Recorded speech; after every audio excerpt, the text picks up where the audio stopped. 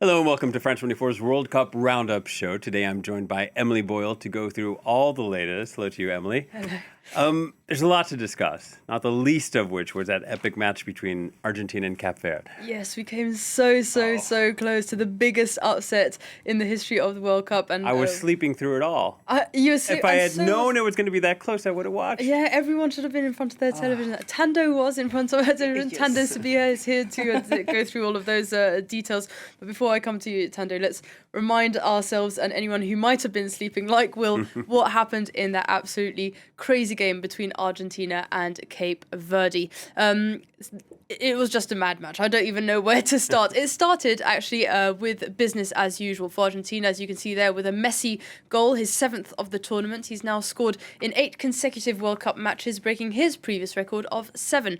Cape Verde, though, fought for every single ball, and their grit paid off in the end. Yori Durate equalised in the 59th minute, and the score stayed at 1-1 until the end of the full 90, forcing the reigning champions into extra time. Lisandro Martinez gave the Albi Celeste the lead again 2 minutes into the first half of extra time, but then came Sidney Cabral with one of the most beautiful goals of the tournament, a shot from outside the box, beautifully curled into the top bins, bringing Cape Verde level again. Unfortunately for the Blue Sharks, that exploit was short-lived, as an own goal on a Lionel Messi corner made it 3-2 for Argentina. Cape Verde, therefore, are eliminated, and Argentina through to the next round. But what a performance.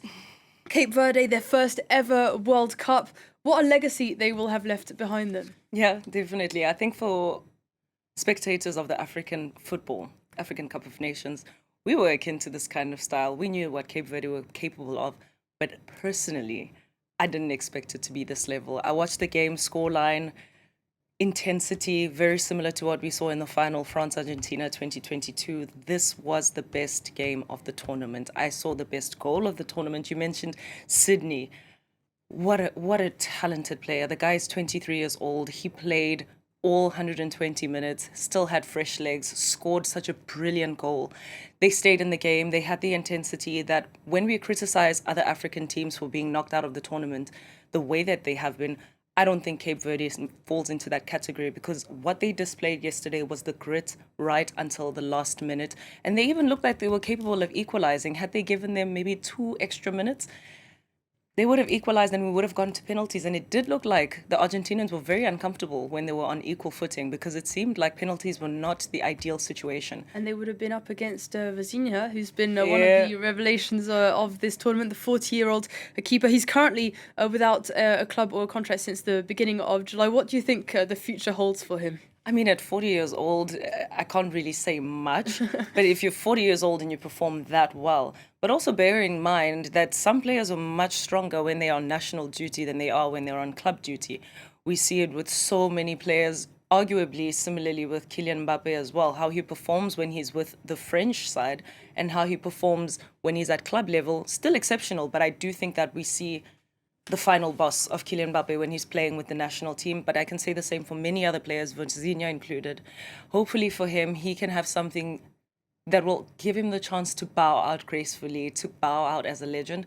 But even if he doesn't, this was enough of a performance because he made Messi tremble. Yeah, he can hang his gloves up on that performance. If you ask me, he's deserved a good retirement if this is the last we will have seen of him. But anyway, this Cape Verde side will be remembered as the most popular underdogs of the tournament, to almost cause that upset of the century. What a exceptional team. Cape Verde fans might have lost, but they have a lot to celebrate. Take a listen.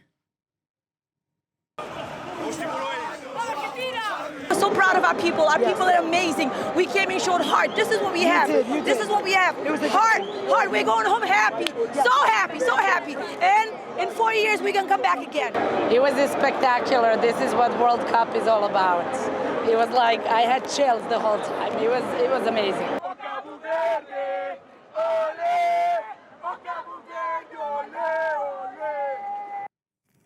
Meanwhile, the other match, not quite as exciting. No, not quite as exciting. Not only because I stayed up for this one too. You stayed up for this one. It was probably worth having a nap and maybe watching the Cape Verde game. But anyway, that game went to penalties because Australia's Socceroos were up against the Pharoes of Egypt. Egypt opened the scoring early on in the game thanks to Imam Ashur. Australia able to come level after an own goal by Mohamed Hani shortly after half-time. At 1-1, the game was sent to extra time and both teams held their ground. And then came the penalties, of course. And Australia had a hard time as Harry Souttar and 18-year-old Lucas Harrington missed their efforts. Even though the Socceroos changed their keeper specifically for the penalty shootout, every single Egyptian scored from the spot, including Mo Salah, who popped in a cheeky Panenka, sending Egypt through to their first ever round of 16 game and making history. It's the first time that two African nations have won a knockout match at a single World Cup. Well, Tando, we saw Mo Salah there in tears at the end of that game, relieved probably. Just briefly, what do you think was going through his brain at that point in time? I mean, you look at Mohamed Salah's character and how he's been over the years, a very humble persona. Also having towards the end of his reign at Liverpool, it wasn't so pleasant. So I do think that this means so much more. Playing at national duty, knowing just what it means to advance to a stage that they haven't reached in times. And you look at the legends of Egyptian football, the likes of Abu Treka. Mo Salah is now amongst those greats. And I do think that it's only normal for a player to be as emotional. We've seen it with Lionel Messi. Maybe not tears from Cristiano Ronaldo quite yet until he lifts the trophy. But I do think that with Mo Salah, it means so much more. He's carrying a lot for the team. And I do think that it's only regular to see tears coming, and we'll probably be seeing plenty more. And finally, Emily, Colombia made it through to the round of 16. Yes, Colombia, after winning 1-0 against Ghana, they are through. John Arias netted the only goal of that fixture after only 14 minutes, despite plenty of Colombian attempts that scored, stayed there basically. Ghana struggled to get out of their own half and did not have a single shot on target, testament to Colombia's dominance in that game. So that completes our bracket for the round of 16. What does that look like then? Well, it's looking really quite exciting, and it all kicks off this evening, of course, as Canada face off against Morocco. Les Bleus then face Paraguay, Brazil up against Norway on Sunday, and after a bunch of last-minute drama, the England-Mexico game will still kick off at 2 a.m. on Monday, despite a storm risk. Then we have a really cool game in Portugal against Spain, and hosts USA face the Red Devils of Belgium. Defending champions Argentina will line up against the Faroes, and Switzerland will face an impressive Colombia. Les Bleus playing Paraguay in Philadelphia. Yes, that kicks off at 11 p.m. Paris time, and we're lucky to have Selena Sykes in with us. She'll be watching France take the stage in Philadelphia. Actually, it seems that Selena is not here, but she will be in Philadelphia and bringing more on later on in the show, probably. But let's come back to you, Tando. Les Bleus going for that game. We know that they're all fit except for Aurélien Tchouameni, who will not play due to a thigh injury. Apart from that, everyone looking fit and healthy, but they will be playing in 38-degree temperatures against Paraguay, of course. Do you think that will lead to a slower-paced game? Potentially, but I do think that Les Bleus are well equipped. They've had training, preparation, they've played in really intense conditions. So, yes, perhaps it can be slowed down, but I do think that it is within their tactical and technical capabilities to manage the game well enough. For Paraguay, they seem to be like a team that's going to be playing against the opposition. Because yesterday, one thing that I can say comparatively against other teams that have been knocked out, Cape Verde didn't play Argentina's game. And I do think that tonight we can expect Paraguay to play France's game, because you look at the record that they've had, 4-1 defeat against the United States, not the greatest game against Turkey, just scraping it by against what many are calling a lackluster Germany. So we do see that now you're coming up against World Champions 2018, runners-up 2022, a very strong, one of the best attacks and best forwards in the tournament right now in France. But yes, looking at the absence of Aurélien Tchouameni during the week building up, I did say N'Golo Kante is a player that is needed. You need that engine. You need somebody who's going to be in the game for the entire duration. So perhaps that is an exchange that we can be expecting. But I do think that it's not all doom and gloom for Les Bleus. despite the temperatures. Well, it's not all doom and gloom, and it certainly isn't in Philadelphia. I think we can cross over now to Selena Sykes, who is in Philadelphia amid quite a bit of celebration. Selena, it seems that World Cup fixtures aren't the only big events happening right now in the United States.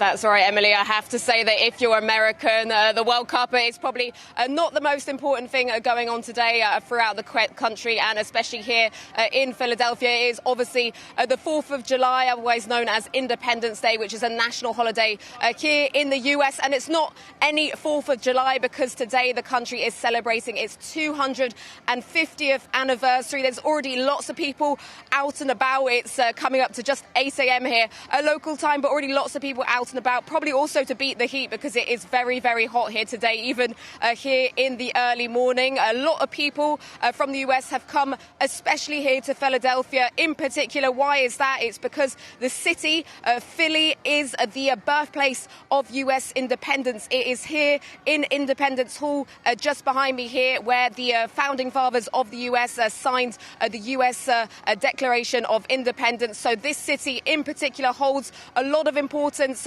for the US here on this day. A lot of people out celebrating, lots of festivities to come all day here. So yeah, a lot of Americans, I think, here forgetting about the World Cup today, Emily.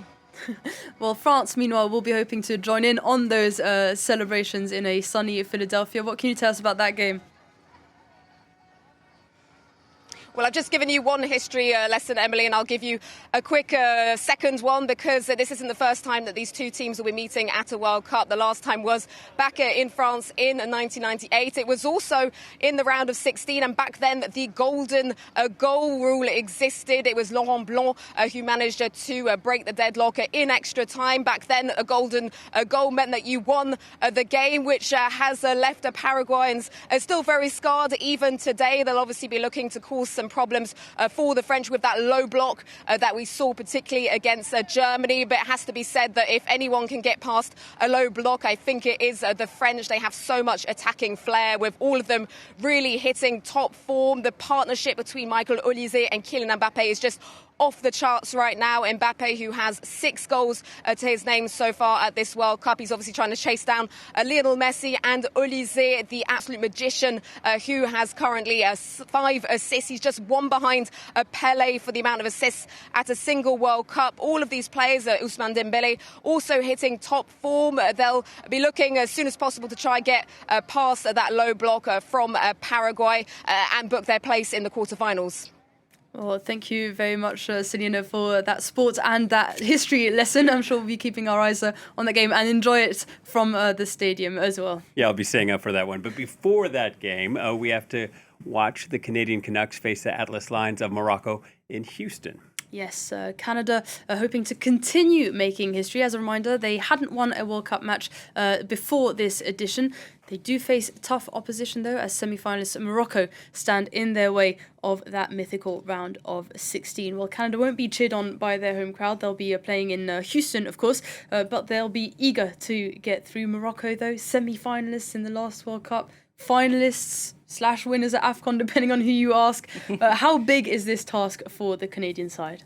Mammoth. It's gigantic, because here you have the confidence in Saibari just signing with Bayern Munich, actually, which I think is huge. I can't wait for this upcoming season with Vincent Kompany, Michael Olise, Luis Diaz, Harry Kane, if he's going to still be around. But they're constructing something that's going to be a big watcher. But Canada up against Morocco is going to be a really tough time, because the Moroccans are very disciplined, very clean. If anything is to go by the game Canada against South Africa, I do think that the Canadians have a few things to work on in duels, how they operate, staying in the game, which they did, because that's how they got the victory, by scoring a game in the latter stages of the game. But I do think that when you're coming up against an opposition as tactically strong as the Moroccans, they have a lot of work cut out for them. Okay, well, quick score prediction. Put you on the spot. 3-1 3-1 for Morocco. Morocco. Okay, interesting. Will, any predictions you want to chip in? Prediction. No predictions. Happy 4th of July, by the way. Thank We you. forgot to wish that too. So that's all of the action that we have to look forward to. But of course, before we leave, a quick thought for journalist Christophe Glaise, who remains detained in Algeria. He was given a 7-year sentence for what was said to be glorifying terrorism. His lawyers are hoping that a presidential pardon may happen. He was working on a report on the country's most decorated football club, Jeunesse Sportive de Kabylie, when he was arrested over 2 years ago. And since I was smart enough not to make a prediction, tune in tomorrow to find out if Tando was right. For World Cup action tomorrow, please stay tuned to France 24. Thank you, Emily. Thank you, Tando. Thank you.